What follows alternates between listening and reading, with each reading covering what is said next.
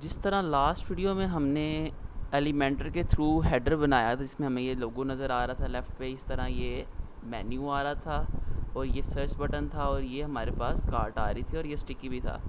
तो अब हम देखेंगे बेसिकली कि एक एलिमेंटर के ज़रिए जो बेसिकली एक पेज बिल्डर है उसको यूज़ करके हम वेबसाइट किस तरह क्रिएट कर सकते हैं। फॉर एग्ज़ाम्पल एक वेबसाइट है माइंड कॉप, इसका मैं लिंक डिस्क्रिप्शन में डाल दूँगा। तो जैसे ये देख रहे हैं कि एक स्लाइडर लगा हुआ है, ये इधर कुछ कंटेंट लिखा है, इधर इमेज है, इधर बटन बना हुआ है, इस तरह ये भी कंटेंट लिखा हुआ है और इधर एक पिक्चर आगे पिक्चर और उसके बाद कुछ हमारे पास ये फुटर आ जाता है, ऊपर इसका हेडर आ रहा है। तो ये सारे का सारा जो वेब पेज है ये एलिमेंटर के थ्रू बना है। हम अब एलिमेंटर को एक्सप्लोर करेंगे इस अपनी वीडियो सीरीज़ के अंदर कि एलिमेंटर में बेसिकली क्या क्या चीज़ें हमें मिलती हैं। सबसे पहले इधर हम एक दफ़ा ब्लॉग में चले जाते हैं। तो ब्लॉग के अंदर मैंने एक ऑलरेडी ब्लॉग लिखी है जिसके अंदर बेसिक विजेट्स जो एलिमेंटर के हैं उसको थोड़ा सा एक्सप्लेन किया है। इसका लिंक भी मैं डिस्क्रिप्शन में डाल दूंगा कि अगर आप कंटेंट से पढ़ना चाहते हैं कोई तो आप यहाँ से हेल्प ले सकते हैं। अदरवाइज़ मैं आप इस पूरी वीडियो सीरीज़ के अंदर पूरा बताऊँगा कि आप एलिमेंटर को किस तरह यूज़ कर सकते हैं। तो सबसे पहले हमने ये पेजेस क्रिएट किए हुए हैं, तो हम होम को एडिट करते हैं। सबसे पहले होम पेज क्रिएट करते हैं। जिस तरह का ये एक हुआ है क्रिएट, इस तरह का इससे मिलता जुलता क्रिएट करेंगे। सबसे पहले आपने ये आपके पास स्क्रीन आ जाएगी, ये वर्डप्रेस की स्क्रीन है, वर्डप्रेस एडिटर आ जाता है। तो इसके ऊपर सबसे पहले आपने राइट साइड पे जाना है पेज एट्रीब्यूट में और इसको टेम्पलेट में आपने full Elementor full width select करना है। बेसिकली ये स्टार्ट में डिफ़ॉल्ट टेम्पलेट सेलेक्ट होगा और डिफ़ॉल्ट टेम्पलेट जो बेसिकली होता है वो आपके पास कुछ इस तरह का नज़र आ रहा होता है। मैं आपको दिखाता हूँ कि ये सारा फुल विड्थ था कि आपको लेफ़्ट राइट पे कोई चीज़ नज़र नहीं आ रही। इसमें आपको राइट साइड पे एक साइड बार नज़र आ रहा है जो ऑटोमेटिकली ऐड हुआ होता है। तो अगर हम डिफ़ॉल्ट टेम्पलेट ऐड करते हैं तो इस तरह का साइड बार जो या विजेट्स के अंदर पड़ा होता है बेसिकली वो आ जाता है। और अगर हम फुल विड्थ करें तो हमें पूरा पेज मिल जाता है, हम कहीं भी कोई भी चीज़ ऐड कर सकते हैं। तो आपने इस पर क्लिक करना है एडिट विद एलिमेंटर। जब एडिट विद एलिमेंटर करेंगे तो आपके पास ये डिज़ाइनिंग वाला पेज आ जाएगा जहाँ पे आप बेसिकली एलिमेंटर को यूज़ करते हुए कोई भी डिज़ाइन यूज़ कर सकते हैं। मैं जो इस वक्त एलिमेंटर का वर्जन यूज़ कर रहा हूँ एलिमेंटर प्रो है, उसके अंदर सारे फीचर्स ऑलमोस्ट मुझे मिल जाएंगे। लेकिन जब आप डायरेक्टली उसे डाउनलोड करेंगे तो वो एलिमेंटर बेसिक वेरिएंट होगा, उसमें काफ़ी ज़्यादा जैसे ये प्रो के फीचर्स हैं ये शायद आपको ना मिलें।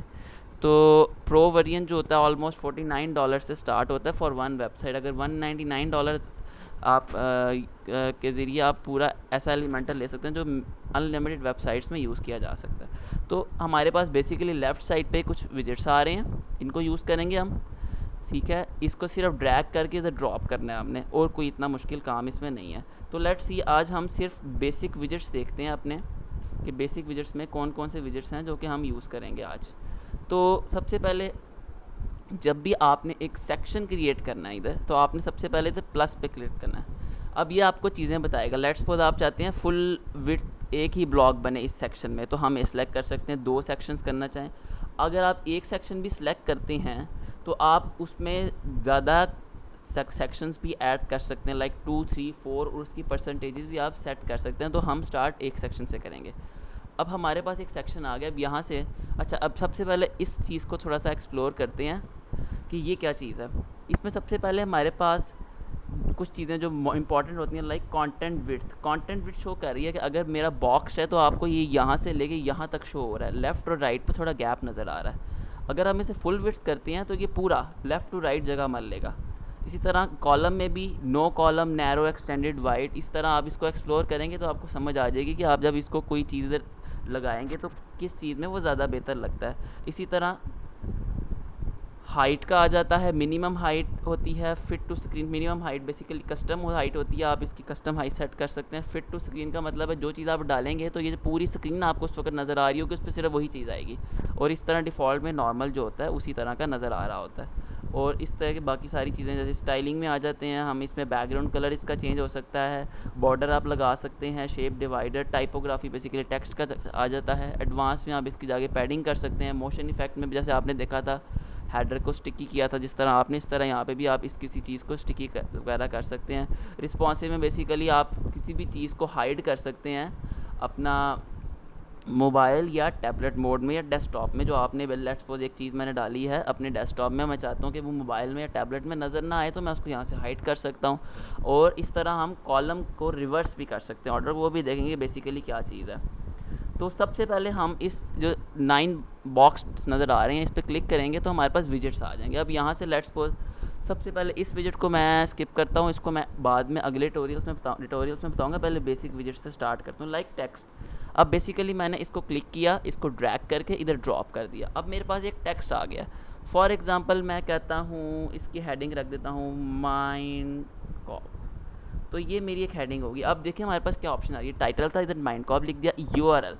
यूआरएल बेसिकली क्या चीज़ होती है कि फॉर एग्ज़ाम्पल मैं कहता हूँ कि मेरा ये पेज है, होम पेज है, ठीक है, मैंने अपनी वेबसाइट का होम पेज निकाला, इसका ये यूआरएल कॉपी किया। जब आप अपनी वेबसाइट बना रहे होंगे तो आप भी डायरेक्ट कॉपी कर सकते हैं इसी तरह। अदरवाइज़ एक आसान तरीका जो होता है, आप उसका परमालिंक कॉपी कर लें, वो भी यही काम करेगा। तो इसको मैंने कॉपी किया, यूआरएल में मैंने डाला ये लिंक। अब इसका मतलब ये है कि जब मैं इसे सेव करूँगा, अभी मैं एडिट उससे बाद में करता हूँ, जब मैं इसे सेव करूँगा, ठीक है, और इस पर क्लिक करूँगा लाइक, मैं जाता हूँ इस पर, इसको मैंने रीलोड किया और मैं आ गया होम पेज के ऊपर। होम पेज के ऊपर मुझे माइंड कॉप नज़र आ रहा है। जब मैं इस पर क्लिक करूँगा तो ये मुझे माइंड कॉप जो मेरी वेबसाइट है उसके पेज पे ले जाएगा। तो इस तरह ये यूआरएल काम करता है। तो हम वापस उधर आते हैं, उसके बाद देखते हैं कि यहाँ पे क्या ऑप्शन आ रही है। ये जो आपको सेटिंग्स का साइन नज़र आ रहा है, जब इस पर क्लिक करेंगे तो ऑप्शन देगा कि ओपन इन न्यू विंडो, क्योंकि बहुत इंपॉर्टेंट है। फॉर एग्जांपल ऐसा कोई लिंक होता है जिसका आपकी वेबसाइट से कोई ताल्लुक ही नहीं है, वो सेकंड वेबसाइट है, तो आमतौर पे हम क्या करते हैं, इसको ओपन इन न्यू विंडो कर लेते हैं। अब इसका देखते हैं क्या चक्कर होता है इससे। इसको अपडेट किया और इसको रीलोड करते हैं हम, ठीक हो गया।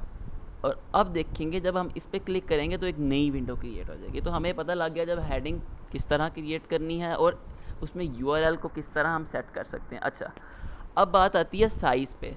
तो साइज़ इसका हम स्मॉल भी कर सकते हैं, छोटा हो जाएगा, मीडियम कर सकते हैं, लार्ज, डबल एक्सल। तो नॉर्मली हम डिफ़ॉल्ट यूज़ करते हैं। अब H1 H2 ये HTML टैग्स होते हैं हेडिंग्स के लिए। नॉर्मली बेसिक जो अब आप SEO करते हैं, जो सर्च इंजन ऑप्टिमाइजेशन कहते हैं, तो आपके एक पेज के ऊपर मिनिमम और मैक्सिमम एक H1 टैग होना चाहिए, बाकी H2 सब हेडिंग्स के टैग होते हैं, H3 H4 H5। और इस तरह ये P बहुत छोटा हो जाएगा, पैराग्राफ आ जाता है, VN और स्पैन ये दोनों बहुत छोटे छोटे से आपके साइज़ बहुत छोटा कर देते हैं। तो नॉर्मली हम हेडिंग के लिए H2 ही यूज़ करते हैं, बल्कि H1 यूज़ करते हैं, ठीक है। तो ये हमारे पास इस तरह का साइज़ आ गया। इसकी अलाइनमेंट इधर से सेट की जा सकती है। स्टाइलिंग में जाके हम देख सकते हैं टेक्स्ट कलर चेंज हो सकता है। फॉर एग्जांपल मैं कहता हूँ डार्क ग्रे हो जाए तो ये डार्क ग्रे कर देगा। टाइपोग्राफी वही है कि इधर से मैं लेट्स सपोज इसके फॉन्ट्स चेंज कर सकता हूँ, इसको मैं वर्डाना कर देता हूँ।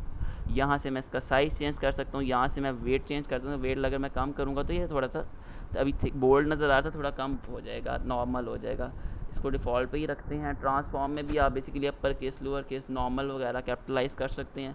स्टाइलिंग में भी ये सेम चीज़ें हैं। लाइन हाइट जो होती है बेसिकली ये आपको शो कर रही है कि बॉक्स के ऊपर और नीचे आपने कितना गैप रखना है। तो हम इसको भी अगर बिल्कुल मिटा देंगे तो डिफ़ॉल्ट हो जाएगी। लाइन स्पेसिंग भी बेसिकली यही होती है कि आपके दो कैरेक्टर्स के दरमियान कितना डिस्टेंस आप रखना चाह रहे हैं, तो इसको भी हम नॉर्मल रखते हैं, ठीक हो गया। एडवांस में जाके वही ऑप्शन आ जाती है, पैडिंग कर सकते हैं आप, मोशन इफेक्ट्स वगैरह।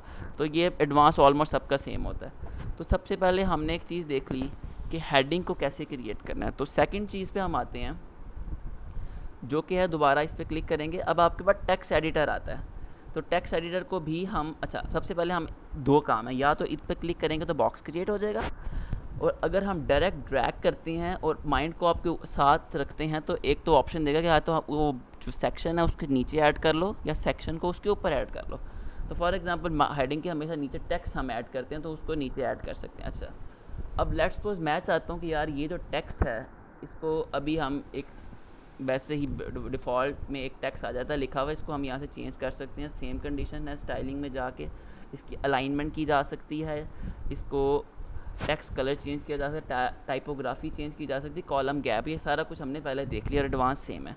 तो अच्छा, अब बात आती है कि हमें पता लग गया कि यार इसकी हम टेक्स्ट भी चेंज कर सकते हैं। अब फॉर एग्जांपल मैं चाहता हूँ कि यार ये बीच में जो लिखा हुआ है लॉरम, ये कोई स्पेसिफिक वर्ड है जिस पे मैं क्लिक करूँगा तो इसके पीछे वो एक पेज पे चला जाएगा। लाइक आपको मैं एक एग्जांपल देता हूँ। मैं इस पे आया अपनी ब्लॉग के ऊपर, ठीक है, ब्लॉग के पेज पे आता हूँ, कोई ब्लॉग ओपन करता हूँ तो आपको समझ आ जाएगी कि बेसिकली आप स्पेसिफिकली जब कोई ब्लॉग लिख रहे होते हैं तो उसमें कोई ऐसा वर्ड आता है जिसकी लेट्स सपोज जैसे मैंने लिखा एलिमेंटर, तो मैंने इसे हाईलाइट इसलिए किया है कि ये बेसिकली इसके पीछे कोई यूआरएल इसके साथ अटैच है। जब मैं इस पर क्लिक करूँगा तो वो उस यूआरएल पे मुझे ले जाएगा। तो ये चीज़ कैसे ऐड करनी है आज हम इसमें ये देखेंगे। बेसिकली आपने इसको सिलेक्ट करना है, ये आपके पास इंसर्ट या एडिट लिंक की ऑप्शन आ रही है। अब इधर आपने लिंक डालना है। फॉर एग्ज़ाम्पल मैं ये पेज रैंडम एक उठा लिया और मैंने उसका लिंक यहाँ पे डाल दिया। जब आप अपनी वेबसाइट बनाएंगे तो ऑब्वियसली अगर आप इनर लिंक्स रखेंगे तो आपने पहले एक पेज क्रिएट करना है, उसका पर्मा लिंक इधर डाल देना। पर्मा लिंक क्या होता है I will tell you in my next videos, ठीक है। तो आपने इसको बस, इसमें भी ऑप्शन आती है अगर आप सेटिंग में जाके ओपन इन न्यू टैब भी कर सकते हैं, अदरवाइज़ आप किसी स्पेसिफिक पेज पे जाना है तो वो भी यूज़ कर सकते हैं, ठीक है। तो मैंने इसको सिलेक्ट किया और इसको करके अब ये ऑटोमेटिकली कलर इसने चेंज कर दिया। कलर मैं चेंज भी कर सकता हूँ लेकिन ये डिफ़ॉल्ट में उसने कहा कि अगर आप लिंक ऐड करोगे तो आप कलर रेड कर दे। तो ये बैक एंड पे आपके पास बाय डिफ़ॉल्ट सेटिंग होती है, आप इसका कलर चेंज भी कर सकते हैं। वो सिंपल होता है कि अगर आप इसको फुल स्क्रीन करेंगे तो यहाँ पे आपके पास कलर्स की ऑप्शन आती है, इस पर क्लिक करें, कलर आ रहा है, आप कलर चेंज कर सकते हैं। तो फॉर नाउ मैंने आपको आज 2 चीज़ें बेसिकली सिखाई हैं। तो लास्ट चीज़ है इस वीडियो की वो मैं आपको अभी शो कर देता हूँ कि बेसिकली वो क्या चीज़ है कि आपके पास ये प्लस नज़र आ रहा है आपको। हाँ, अब लेट्स सपोज मैं इधर करता हूँ क्रिएट, एक एडिट से एक नया सेक्शन क्रिएट करता हूँ, ठीक है, और इसके अंदर इसको ड्रॉप कर देता हूँ लाइक दिस, ठीक हो गया। अच्छा, अब मैं चाहता हूँ यार ये जो टेक्स्ट मैंने इधर डाला हुआ है, ठीक है, ये टेक्स्ट इस पूरे ब्लॉग के अंदर 2 सेक्शंस बन जाएं, ठीक है। पहला सेक्शन ऐसा बने जो कि बेसिकली इधर उसका टेक्स्ट आए और इधर उसकी पिक्चर इमेज आ जाए लाइक दिस, जो मैंने इस वीडियो अपने होम पेज पे किया हुआ काम कि यहाँ पे टेक्स्ट है और यहाँ पे इमेज है। तो मैंने बेसिकली क्या करना है, मैंने करना है ये जो आपको विंडो नज़र आ रही है इस पर आपने करना है राइट क्लिक और इस पर आ जाएगा ऐड न्यू कॉलम। अब ये एक न्यू कॉलम ऐड हो गया। यहाँ पे आपने जाके एक इमेज को ड्रैग करके ड्रॉप कर देना इस तरह से, और उसके बाद यहाँ पे आप इसकी साइज़ भी चेंज कर सकते हैं। इसको इस तरह सिर्फ करके लेट्स सपोज मैं कहता हूँ इस तरह मैं कर दिया तो 70% मेरे पास टेक्स्ट आ गया और 30% मेरे पास इमेज आ गया। इस तरह हम इमेज कैसे ऐड करेंगे गैलरी में ये मैं आपको अपनी नेक्स्ट वीडियो में दिखाऊंगा। सो आप सारे मेरी वीडियो सीरीज़ को फॉलो करेंगे तो आप एट द एंड एक पूरी वेबसाइट क्रिएट कर सकेंगे। Thank you for watching.